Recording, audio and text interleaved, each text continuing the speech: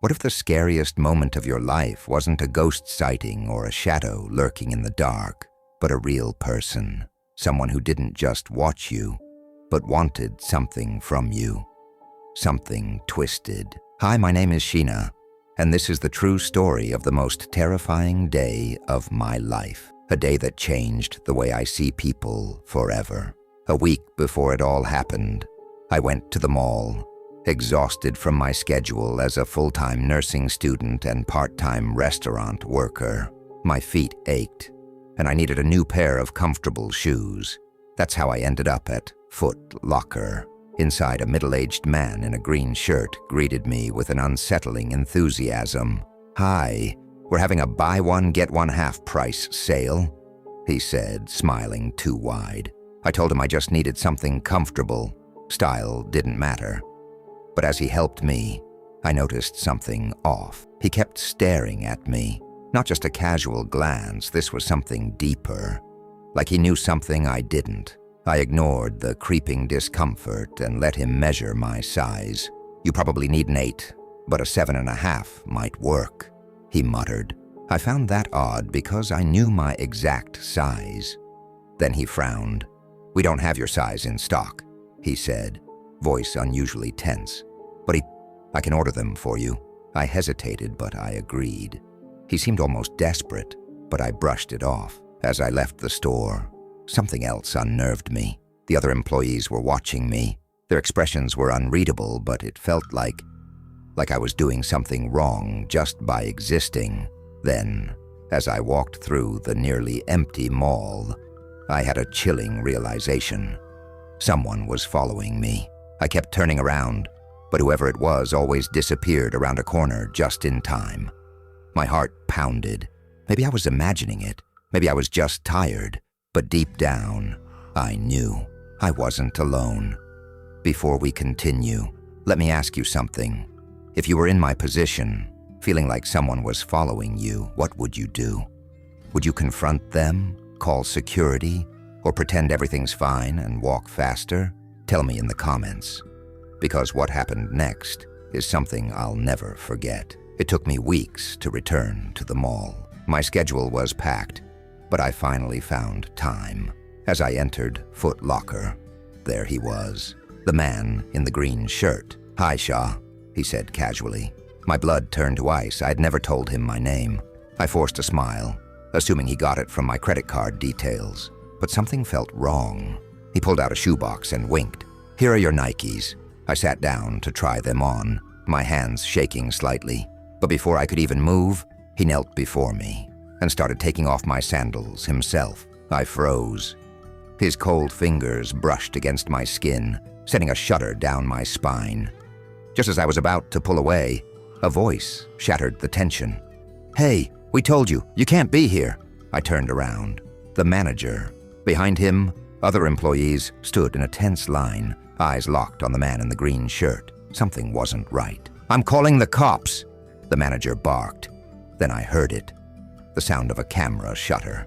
I snapped my head toward the man kneeling in front of me, and to my horror, he was holding his phone, taking pictures of my feet. My stomach twisted. "What the hell is going on?" I gasped, panic setting in. Then before I could react, he did something that made my skin crawl. He grabbed my foot, brought it to his face, and ran his wet tongue from my toes to my ankle. A scream ripped from my throat. I kicked him as hard as I could, knocking his glasses off. In an instant, he bolted for the door. As he fled, he turned back, grinned, and whispered, "Delicious feet, Sheena." I sat there, frozen in disgust, employees rushing to my side. My mind couldn't process it. The police arrived soon after, and that's when they told me I wasn't the first. This man had done this before. He was a predator, a man with a sick obsession who had targeted women in multiple stores. And yet, knowing that didn't make me feel better. It made me feel worse. I needed to get out of there. My skin felt tainted, my stomach twisted with revulsion. I rushed to the nearest bathroom, desperate to scrub away every trace of him. I turned on the faucet, soap spilling onto my trembling hands. The tears finally came. How had I ended up here? I just wanted new shoes. Then I heard it. A voice. A whisper. "Hello, Shah." I went completely still. My breath caught in my throat. That voice. I turned slowly, and there, leaning against the toilet stall, was the man in the green shirt, a camera in his hand. The flash went off. I screamed. Before I could run, he lunged, pinning me against the wall. I thrashed, panic surging through me, but he was too strong. He grabbed my foot again, voice thick with hunger. Just a little more of that flavor. My entire body shut down in fear. I tried to scream, to fight, but I couldn't move. Then, a new voice cut through the chaos. "What's going on in there?" An elderly janitor. The man in the green shirt stopped, his head snapping up like a wild animal. The bathroom door creaked open. The janitor's face twisted in shock. The man let out a guttural growl, shoved the janitor aside, and ran. He was caught hours later, sentenced to 2 years in prison. But the damage was done. To this day, I can't go shoe shopping. I only buy footwear online, because every time I step into a store, I remember his voice. "Delicious feet, Sheena." This experience taught me something chilling. Monsters don't just exist in horror movies. Sometimes they smile at you, offer you a deal, seem completely normal until they aren't. So tell me, have you ever had an experience that made you question the people around you? Something that made you feel like prey? Let me know in the comments. And remember, trust your instincts. You never know who's watching.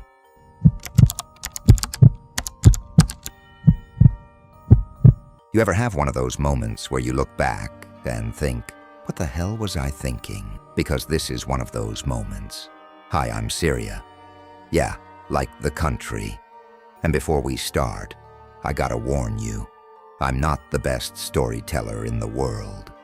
But I promise you, this story, it's real, and it still haunts me to this day. I grew up in a small town in Pennsylvania, the kind of place where everyone knows everyone. We had the basics, fast food joints, a gym, a couple of clubs, but the heart of the town was our one and only shopping mall. And then one day, it closed, just like that. No warning, no grand, going out of business sale. The owner just shut it down. No one knew why. Some people said it was financial problems. Others whispered about something worse. I was 17 at the time, and my biggest concern? Prom night. My best friend Helen had her heart set on a dress from a boutique inside that very mall. But with it closed, her dream dress, and mine, were suddenly out of reach. So we did what any reckless teenagers would do. We decided to break in. It wasn't hard. The main doors were locked tight, but the back entrance for employees. That was a different story. Helen came prepared, with a stolen bottle of some chemical from her dad's garage and a small hammer. A few drops on the lock, one hard hit. Click, the door swung open, and we stepped inside. The mall was nothing like we remembered. Gone were the bright lights, the music, the chatter of shoppers. What greeted us instead was darkness, a vast, empty space swallowed by silence. At first it was exhilarating. The place was ours. We skated down the empty corridors, rode the escalators like slides, and laughed at our own defiance. Then we got hungry, and that's when things started getting weird. We made our way to the boutique where Helen's mom used to work. Once inside, she immediately rushed to find her dress, while I wandered through the aisles, admiring the shimmering fabrics and delicate lace. That's when I saw her. Helen, or at least I thought it was her. She was walking down an aisle ahead of me, her back turned. I called her name. "Helen?" No response. I called again. Still nothing. Then I heard her voice from the opposite direction. "I'm in the back, looking at jewelry." I froze. If Helen was in the back, then who the hell was standing in front of me? Okay, hold up. Let's pause here for a second. What would you do? 1. Run straight out of there without looking back. 2. Walk up to the other Helen and see who or what it really is. 3. Pretend you didn't see anything and keep shopping like nothing's wrong. Comment below what you would do. because I can tell you right now, I definitely made the wrong choice. I turned back toward the entrance. Nothing. The figure was gone. Had I imagined it? Helen reappeared, holding up 2 necklaces. You okay? You look like you've seen a ghost. Funny she should say that. Trying to shake it off, we picked our dresses, stuffed them into our backpacks, and checked the time. 5 p.m. The sun was already setting. Time to get out. But as we moved toward the exit, Helen suddenly grabbed my arm. Her face had drained of color. Syria, look, down below on the first floor. A man was walking slowly through the empty mall. He wasn't shopping. He wasn't lost. He was looking for something or someone. We watched, frozen, as he moved toward the escalator. His movements were too precise, like he knew exactly where he was going. He wore a simple t-shirt and pants. No bags, no phone, nothing. And then he turned his head toward us, and his eyes, they were red. The second he locked eyes with us, we ran. We sprinted toward the exit, our heavy backpacks slowing us down. But he was fast, too fast. The sound of his footsteps echoed behind us, getting closer and closer. The exit felt like it was miles away. I glanced back. He was almost on us, and then he jumped right over the railing. We skidded to a stop, gasping for breath, and peered down. Nothing. There was no one there. The mall was as empty as when we had first entered. We didn't stick around to figure out why. We made it back to school just before they locked the doors. That night, Helen asked her mom, who used to work there, if she knew why the mall had really closed. She hesitated. Then in a hushed voice, she told us the truth. A boy who worked there had been fired over a dispute with the manager. He had a sick younger sister to take care of, and losing his job had been too much. So one night, he ended it. Right there. He jumped from the second floor, and ever since, employees had reported seeing the same thing. A figure pacing the corridors, a man reliving his final moments, jumping over and over again. That was the real reason the mall had shut down. Not financial issues, not bad business. It was haunted, and we had seen him. We never spoke about that night again. Never went back to that mall, and sometimes I wonder if we had been just a second slower. If he had caught us, what would have happened? I guess we'll never know. Or maybe someone else will. So tell me, would you ever break into an abandoned mall? Or have you ever had an experience with something you can't explain? Drop your story in the comments. I'll be reading every single one. And if you liked this story, don't forget to hit that like button. Because trust me, I have way more where this came from. Stay safe, stay skeptical, and whatever you do, don't go looking for things you're not ready to find.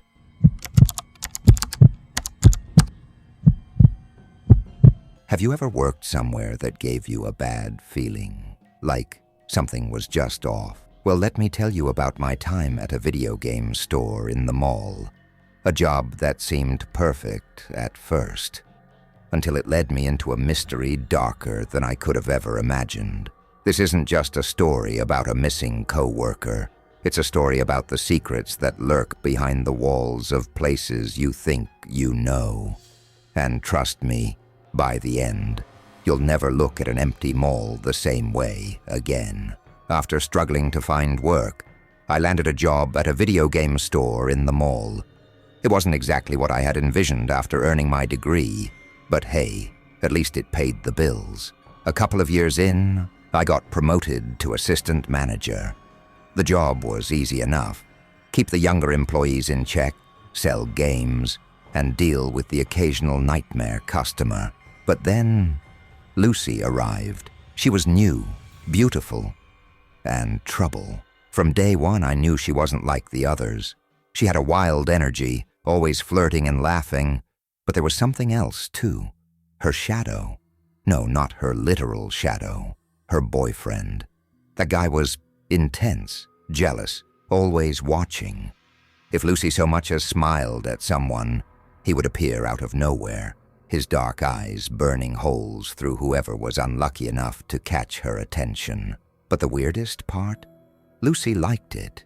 She acted annoyed, but I could tell. She thrived on it, and that's when things got strange. Lucy started vanishing for long stretches of time. Employees whispered about the secret passageways behind the mall, the ones only staff knew about.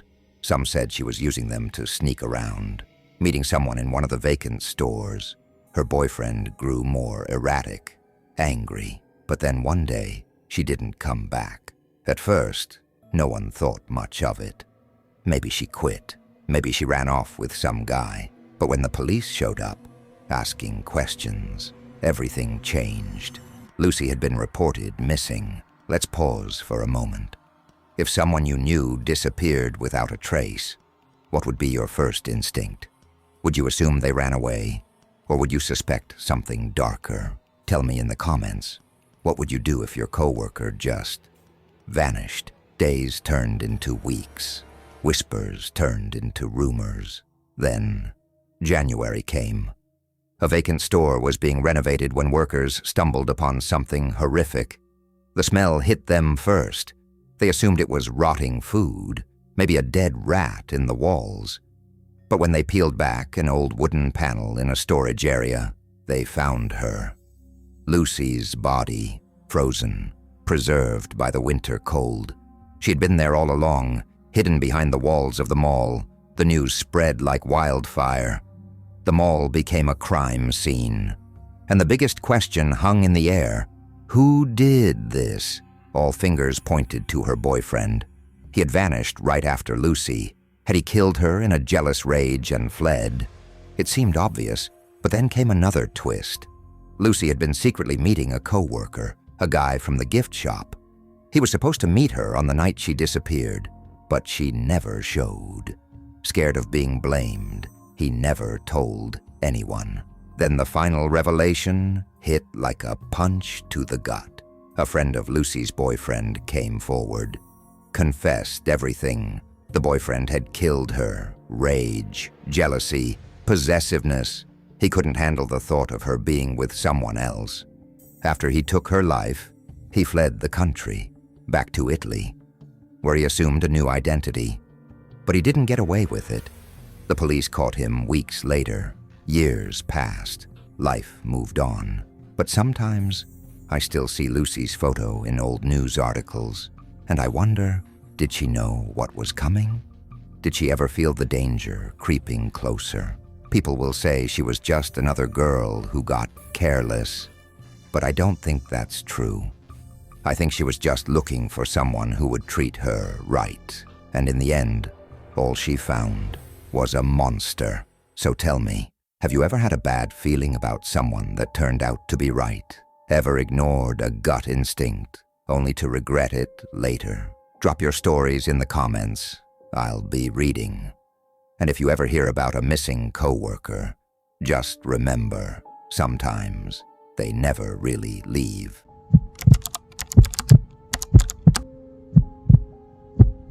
They say your childhood shapes you, molds you into who you become. But what if everything you loved, everything you believed in, was shattered in just a few minutes? This is the story of the day my love for guns died. And trust me, after what I saw, yours might too.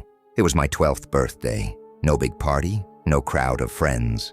Just me, my dad, and a few neighbors. But my dad made sure it was special. The real surprise?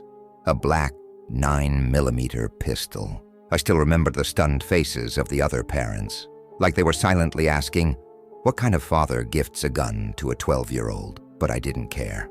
I loved it. That gun became my treasure. Every evening, my dad took me to the backyard to practice. At first, I barely hit anything, but soon, I could knock down tin cans with perfect aim. My dad was passionate about guns, and he wanted me to be the same. And I was. By 18, I knew everything about firearms. We hunted deer with a Thompson Center rifle, went bird hunting with a Remington Model 870. I could name every gun in my father's collection before I could even drive. When I got to university, my collection grew fast. A Bushmaster AR-15, an M16 assault rifle, even rare pieces like a Lamat revolver. People called me a gun nut, but I didn't care. Until February 12th, 2007. That day started like any other. Classes, then a trip to the shooting range to test my latest firearm. But later that evening I needed more ammo, so I drove to the nearest shopping center. And that's where my life changed forever. As I was stepping out of my car, I heard it. Boom! A shotgun blast. I turned slowly. A man in a raincoat and white t-shirt stood there, and in front of him, an old man and his son. The father was on the ground, motionless. The child, running for his life. For the first time, my body refused to move.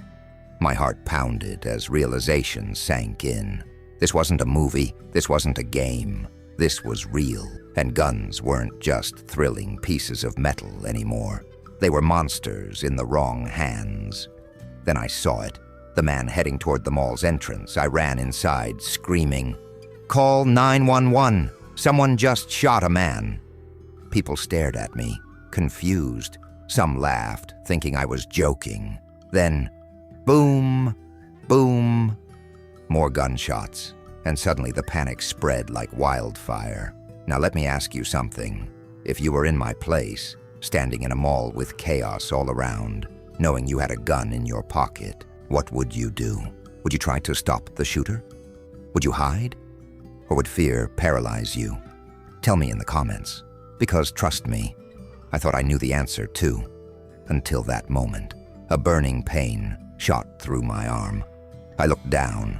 I'd been hit. I stumbled, crawling toward a pillar, struggling to breathe. The attacker was inside now, his shotgun aimed at a security guard. A shot fired, missed. The guard ran for his life. I reached for my phone, but it was gone, lost in the chaos. Then my fingers brushed against something familiar, my 9mm, the same gun my dad had gifted me. I could stop this. I knew I could. But when I raised the gun, my hands wouldn't stop shaking. All my training, all my years of practice, useless. I watched as he aimed at a mother and her child, and I froze. Boom! The mother collapsed. The child tried crawling toward her. Boom! The child stopped moving. I wanted to scream. I wanted to shoot, but I just stood there, gripping my gun so tightly my knuckles turned white, yet unable to pull the trigger. That's when I realized owning a gun doesn't make you a hero. Knowing how to shoot doesn't make you brave, because when the time came, I couldn't do it. Minutes later, the police arrived. The shooter was cornered, a final exchange of gunfire, and it was over. I woke up in the hospital, my arm bandaged. The news called it the Trolley Square Massacre. 6 dead, 4 injured. And I wasn't the same person anymore. I sold every single gun in my collection. What once thrilled me now made me sick. I tried convincing my dad to give up his obsession too, but he refused. We don't talk much anymore. 15 years have passed, and I still wonder, would things have been different if I had pulled that trigger? Or would I have just become another part of the horror? So tell me, after hearing this story, has your perspective on guns changed? Let me know in the comments. And remember, some things can never be undone. If you found this story chilling, make sure to subscribe, because the scariest stories are always the real ones.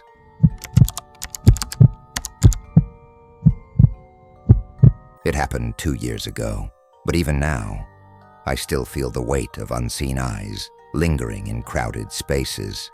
It was a weekend, and I had decided to go shopping at the local mall, one of the biggest in my city. I had been there plenty of times before, so nothing felt unusual. The place was packed, hundreds of people, voices blending into a chaotic hum, footsteps echoing against the tile floors. I wandered from store to store, picking up a few things, lost in the normalcy of it all. Hours passed. The crowd thinned. By the time I was done, it was around 5 p.m. I walked toward the parking garage, a massive concrete maze of cars and shadows. I remembered parking on the 4th level, so I made my way up the ramps. That's when I saw it. At first it didn't register. Something was taped to my car, several pieces of paper fluttering slightly against the windshield. As I got closer, my stomach twisted. They weren't just pieces of paper. They were photographs, photos of me. My hands trembled as I pulled them off my car. There were at least 10. Each one captured moments from earlier that day, me browsing through racks of clothes, checking my phone, even looking at a store window display. Someone had been following me. Some shots were from a distance, slightly blurred, like they had been taken in a hurry, but others were far too close. One in particular sent a chill down my spine. It was taken from right behind me. Whoever took it had been only a few feet away. I spun around, scanning the parking garage. The once familiar space now felt suffocating. Rows of parked cars, dark corners, blind spots. Anyone could be watching me right now.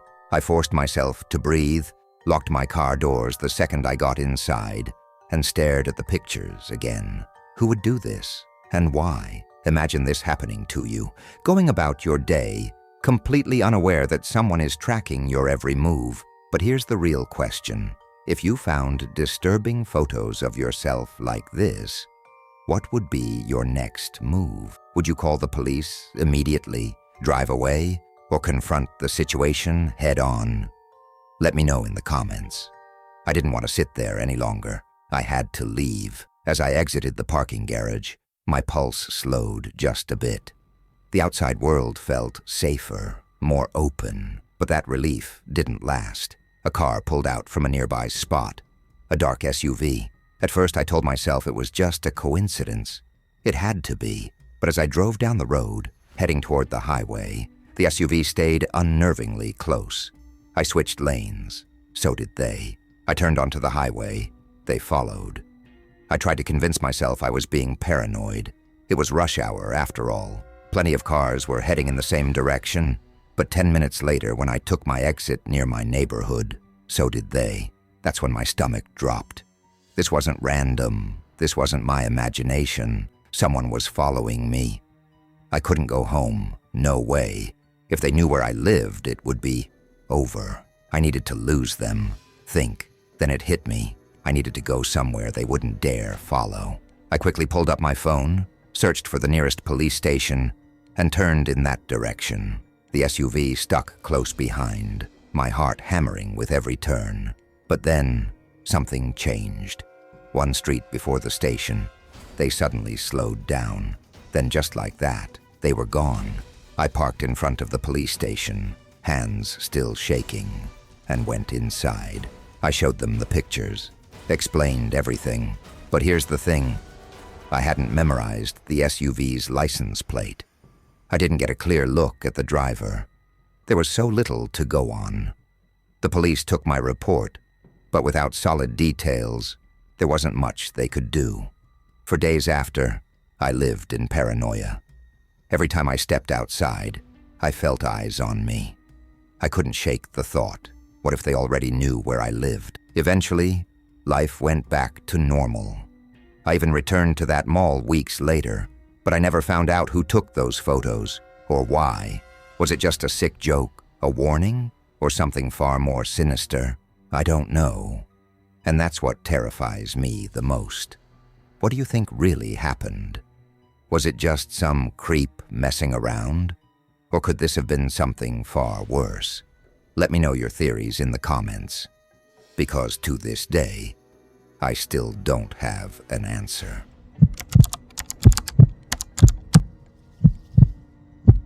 It was a normal Saturday. I had no idea my life was about to change. I went to the shopping center to pick up a few things. The place was packed, families shopping, kids running around, the usual chaos. I stepped into a tech store, drawn in by the bright lights and the hum of upbeat music. After browsing for a while, I found the perfect phone. As I walked toward the checkout, something felt off. You know that gut feeling when you just know you're not alone? I couldn't shake the sensation of being watched. At first I ignored it. Probably just my imagination, right? But as I moved, I noticed something disturbing. Every time I stopped, so did they. Every time I turned, they lingered just far enough away to avoid being obvious. A shadow in my peripheral vision. I convinced myself I was just being paranoid, but deep down, I knew better. So I did what anyone would do. I tried to lose them. I ducked into a crowded clothing store, weaving through racks of shirts and jackets. My heart pounded as I reached a mirror. And that's when I saw him, a tall man, cloaked in dark clothing, standing just behind me. Not moving, not blinking, just watching. I spun around. He was gone. At this point, let me ask you something.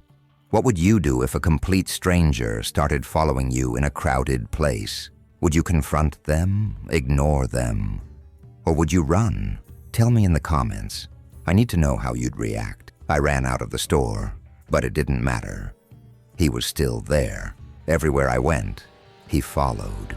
I caught glimpses of him behind pillars, blending into the sea of people, his hood casting a shadow over his face. I couldn't take it anymore. I needed help. I rushed to the security office, desperate to explain what was happening, but when I turned to point him out, he was gone. The guard chuckled. "Are you sure you're not imagining things?" I wanted to scream. I knew what I saw. Frustrated, I left the office and tried to convince myself the nightmare was over. But as I wandered into a sports store, my stomach dropped. He was there again. Only this time, he wasn't hiding. He stood at the end of the aisle, motionless. His hoodie was pulled low, his hands buried deep in his pockets. And then he smiled, a slow, unnatural curl of his lips. The kind of smile that sends a chill through your bones. I ran. I made my way to the food court, thinking I could lose him in the crowd. I took a seat, trying to steady my shaking hands, whispering to myself, "Relax, it's nothing. You're just overthinking." But then I looked up. He was standing right in front of me, close enough for me to see his hooded eyes. He lifted a single finger to his lips. Shh. It wasn't a request. It was a warning. I froze. I wanted to take a photo, to prove I wasn't losing my mind, but my hands trembled too much to unlock my phone. And then he moved. He stepped forward. I pushed my chair back, heart hammering against my ribs. I had to get out. I bolted toward the restrooms, knowing a security guard would be nearby. I didn't dare look back, but I could hear his footsteps quickening behind me. And then, pure terror. I wasn't going to make it. I ran. He ran faster. People turned, but no one helped. Then he lunged. I crashed to the ground as his weight pinned me down. And then, the pain. His fingers dug into my eyes, pressing so hard I thought my skull would crack. I screamed, kicked, fought, but he was so strong. Then out of nowhere, a guard tackled him, throwing him off me. But it didn't stop him. With inhuman rage, he shoved the guard aside with terrifying force, his hood slipping for the first time. And I saw his face, a face that should not have been alive. Scarred, deformed, twisted beyond recognition, bloodshot eyes locked onto mine, seething with fury. "You shouldn't have screamed," he growled. And then he ran straight for me. I ran, faster than I ever have. People tried to stop him, but he plowed through them like a force of nature. I tripped. I fell. It was over. But just before he reached me, 6 strangers tackled him to the ground, holding him down as he thrashed like a wild animal. The police arrived, dragging him away, but his screams never stopped, even as they cuffed him, even as they took him away, even as I stood there, shaken and breathless, realizing I had just survived something I would never understand. Days later, the police told me who he was. A patient who had escaped from a psychiatric hospital days earlier, hiding in the shopping center, watching, waiting. And for no reason at all, he chose me. Not because of anything I did, not because he knew me, just because I was there. Since that day, I haven't stepped foot in that mall again, and every time I'm in a crowded place, I wonder, is someone watching me again?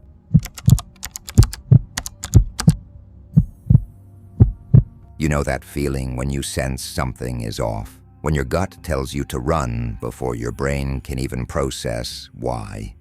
Yeah, I ignored that feeling once, and I've regretted it ever since.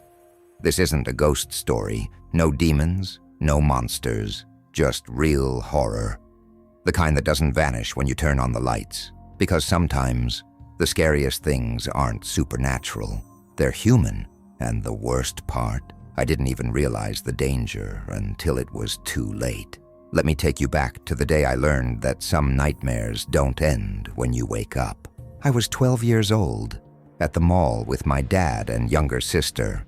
We were shopping for clothes, something I hated. My mom always picked out things she thought looked good on me. But all I wanted was to wear my usual jeans and black t-shirt. To kill time, my sister and I played that game. The one where you make a circle with your fingers and trick the other person into looking, just so you can smack them. It was harmless fun, until I hit her a little too hard. She started crying. My mom scolded me, and in my frustration, I stormed off to sit on a bench outside the store. That's when I made my first mistake. I decided to go to the restroom alone. My mom always warned me never to go anywhere alone. You never know who's lurking, she'd say. But I was angry. I wanted to prove I wasn't a little kid. So ignoring every warning, I went in. As I pushed open the door, a man walked out. Dark green jacket, unkempt hair, a smell that made my stomach turn, like sweat and something rotting. His eyes locked onto mine, and I felt this chill. Not the "oh, he looks creepy" kind of chill. Number, this was instinct, my body screaming at me to get out. But I didn't listen. I walked past him and into a stall, locked the door, sat down. And then I saw it, a flash. At first I thought my eyes were playing tricks on me. But then I looked up. A hand was sticking out over the partition, holding, say, camera, pointed right at me. Imagine you're in this situation, alone, trapped. Someone is spying on you. What would you do? Do you stay silent, hoping they leave, scream for help? Or maybe out something else? Comment below and tell me how you would escape this nightmare. For a second, I couldn't move. Then panic exploded in my chest. The only thing I could think about was getting out. I shoved the door open and ran. Didn't even pull my pants up properly. Just ran right into a security guard. He looked shocked.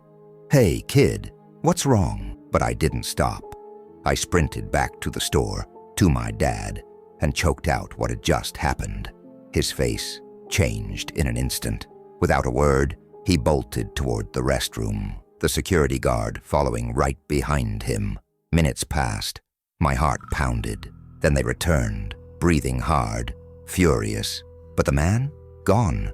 He had disappeared, slipping away before they could catch him. The police arrived soon after. They took my statement, asked me to describe him. But I was shaking so badly I could barely remember his face. For days, I couldn't sleep. Every time I closed my eyes, I saw that hand, that camera. Then about a week later, we got a call. One of the security guards had recognized the man on CCTV. They tracked him, found him. And when they searched his house, they discovered hundreds of photos of kids, of me. He was arrested, pleaded guilty. Now he's a registered sex offender. But here's the thing. I don't know if he's still in prison. He could be out there right now. And ever since that day, I never feel safe in public spaces anymore. Because my mom was right. You never know who's lurking. If you've made it this far, tell me in the comments, what's the scariest moment you've ever experienced in public? And remember, always trust your instincts.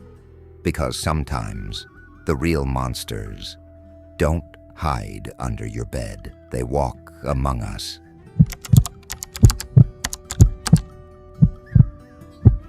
This happened a few months ago. My wife and I were invited to a wedding and I needed a suit. She suggested a tailor her family had been going to for years.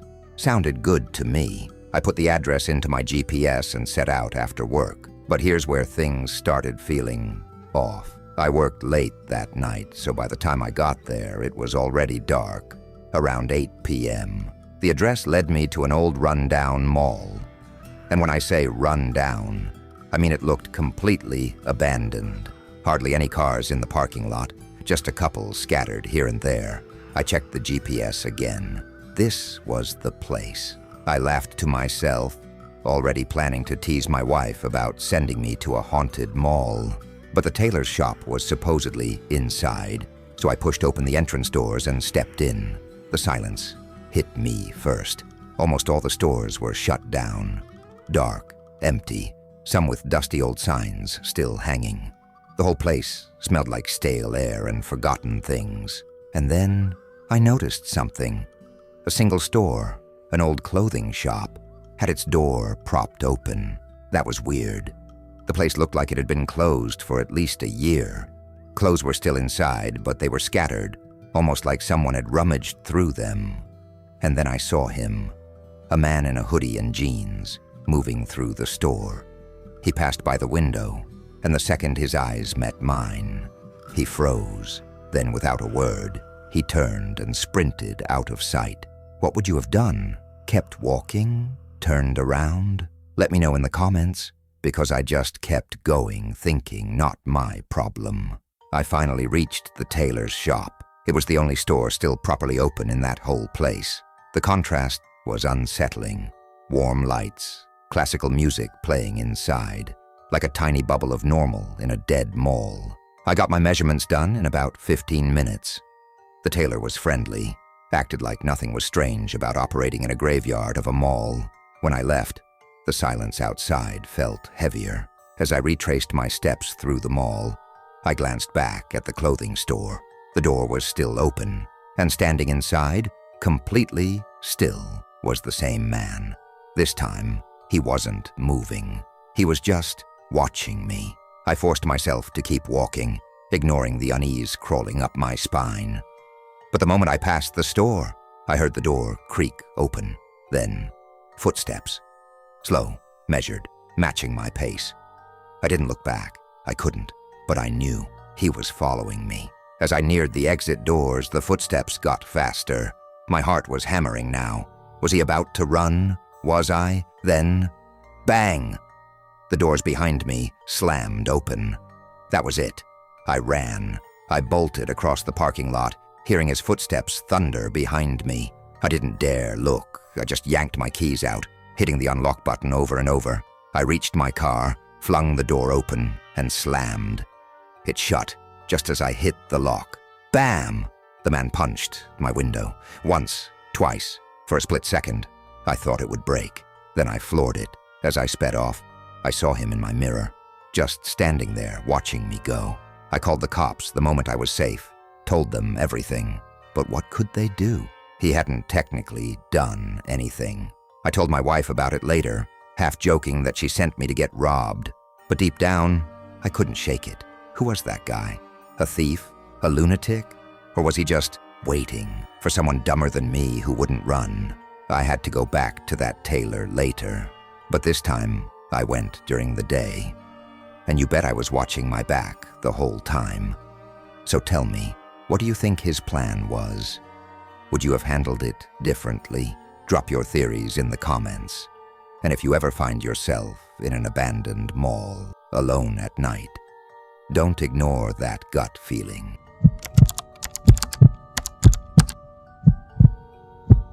Imagine you're working alone at a quiet store in a massive mall. The night is dragging on, customers are few, and you're counting the minutes until closing. But then, you see him, a man in a mask, standing just outside your shop, staring at you, watching. At first it's just unsettling, but when he comes back, over and over again, refusing to leave, it turns into something much, much worse. This is what happened to me.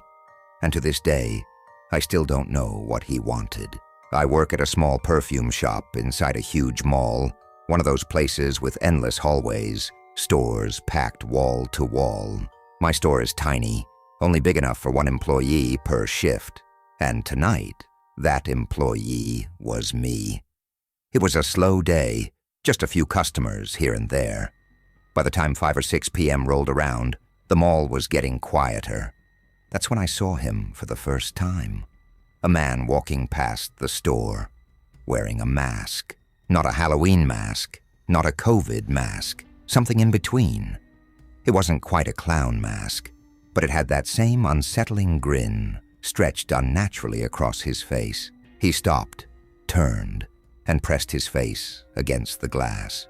For a full minute, he just stood there, staring at me. I laughed it off. Maybe some guy trying to be funny, maybe a dare. But as he finally walked away, something about him stuck in my mind. The way he paused before leaving, the way his head turned just a little too slow, like he was memorizing my face. An hour passed. I forgot about him, made a few sales, chatted with a couple of customers. Then at exactly 7 p.m., he came back. This time, he didn't stop at the glass, but as he walked by, his head snapped toward me. His masked face locked onto mine as he passed. No words, no gestures, just that stare. It was unsettling, sure, but I convinced myself he was just some guy messing around. Maybe filming reactions for TikTok or something. I tried to shake it off. The mall closed at 8. And as usual, I locked the store doors and started my closing routine. 5 more minutes and I'd be out. But then he was back, standing right outside the locked doors, watching me. Slowly he reached for the handles and pulled. Locked. A moment passed. Then instead of leaving, he just started pacing in front of the store, back and forth, back and forth. At this point, I had 2 choices. 1, stay inside and hope he'd leave. 2, walk out and act like I wasn't scared. What would you have done? Let me know in the comments before you keep watching. Minutes passed, then more. He wasn't leaving. Every so often he'd stop pacing and just stare at me through the glass. Not moving, not blinking, just waiting. And that's when I realized he was waiting for me. I wasn't going to give him what he wanted. I stayed put, heart hammering in my chest, eyes flicking toward the empty hallway, hoping, praying for mall security to show up. Finally, after what felt like forever, a security guard walked by. I felt a wave of relief as he stopped and spoke to the man. I couldn't hear what they were saying, but after a brief exchange, the masked man turned and walked away. The guard followed him, and just like that, he was gone. I waited a little longer, making sure he didn't come back, then finally unlocked the door and stepped into the now empty mall. The hallways were eerily silent. The air felt thick, heavy. I walked fast, almost jogging toward the parking lot. Then I saw him, standing by another entrance barely 100 feet away. Still, silent, watching. I didn't stop, didn't look back. I rushed to my car, jumped in, and locked the doors. My hands were shaking as I started the engine. When I glanced up one last time, he was still there. I don't know what he wanted. I don't know if he was waiting for me to leave or if he had plans I don't even want to think about. But after that night, I never saw him again. Or at least, I think I didn't. Would you have walked out of that store or waited even longer? Let me know in the comments. And if you ever see a masked man watching you from the shadows, don't assume it's a joke. You never know what they're really waiting for.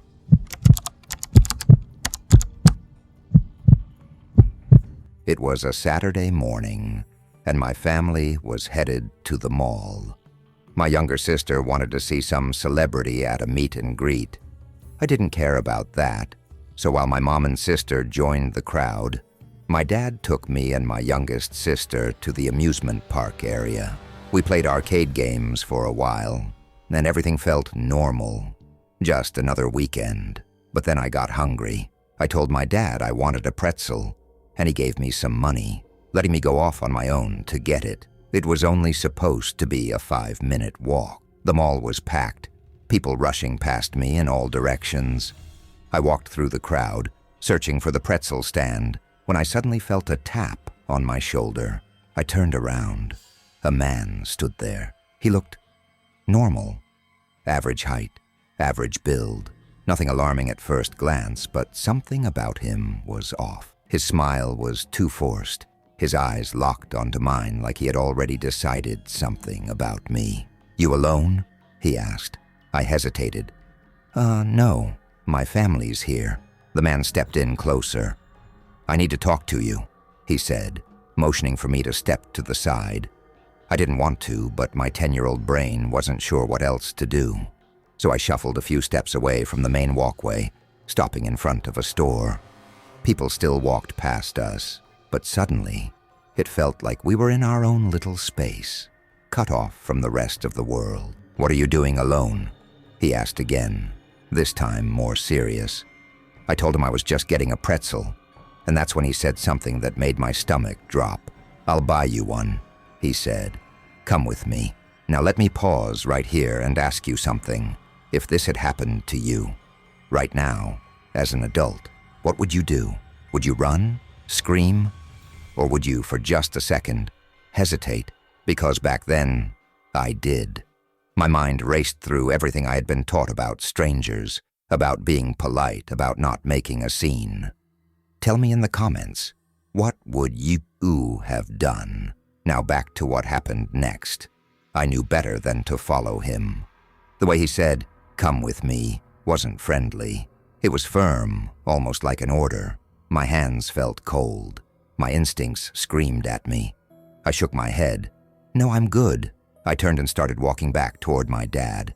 That's when I heard footsteps behind me. He was following me. I didn't run, but I walked faster, weaving through the crowd, heart pounding.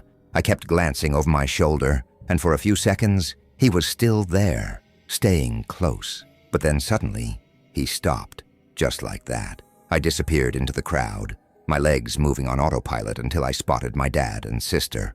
When the ride ended, I told my dad everything. He immediately took my hand and walked with me to get the pretzel. The man was gone. At least, I thought he was. Hours later, when we were leaving the mall, we passed by the same hallway where the man had stopped me. But now the area was almost empty. The crowd had cleared, and in their place, I saw something that made my blood run cold. Police officers. Something had happened. We didn't stop to ask. But later that night, my parents turned on the news. There had been an attempted child abduction at the mall. A man had been arrested, the same hallway, the same time. I don't know for sure if it was him, but I think it was. And I think if I had hesitated even a little longer, this story might have ended very, very differently.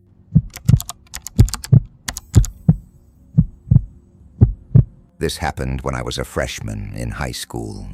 I lived in the suburbs, just outside the city, in a busy neighborhood where nothing ever really seemed dangerous. My house was about a mile from the mall, a place my friends and I hung out every weekend. It was familiar, safe, or so I thought. One Saturday, I was at the mall with 4 friends: Jesse, Alex, Martin, and Lisa. We spent hours wandering the stores, cracking jokes, and stuffing our faces at the food court. Just a normal weekend, until she showed up. A woman, mid-30s, dark blonde hair, sunglasses covering her eyes, walked straight up to our table. She wasn't looking at my friends, just me. "I need to talk to you," she said. My stomach twisted. I didn't know her, had never seen her before. About what?" I asked. "Just follow me," she replied, her voice steady, calm. I hesitated, glancing at my friends, but curiosity got the better of me. So like an idiot, I got up and followed her.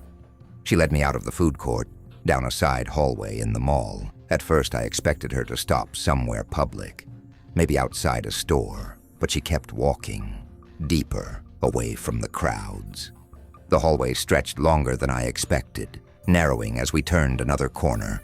No stores, no benches, just locked doors, janitor's closets or storage rooms. And at the far end, an exit sign flickered above a heavy metal door. Something wasn't right. Halfway down the hallway, a door creaked open. 2 men stepped out. They were already staring at me, waiting. My breath hitched. The woman kept walking. Don't be paranoid. Don't be paranoid. But my gut was screaming at me. Then, both men took a step toward me. I stopped. What's going on? I asked, my voice tight. Come on, the woman said, motioning for me to follow. The men kept moving, and that's when it clicked. I wasn't supposed to leave this hallway. I spun on my heels and walked away, fast. Wait! The woman called out, her tone sharp now. The footsteps behind me picked up speed. I didn't look back. I just ran. Bursting out into the main mall, the noise of people and chatter hit me like a wave. My friends were still sitting at our table, mid-laugh. I rushed over, heart pounding, breath ragged. What happened? Alex asked. I told them everything. They were confused, maybe even skeptical.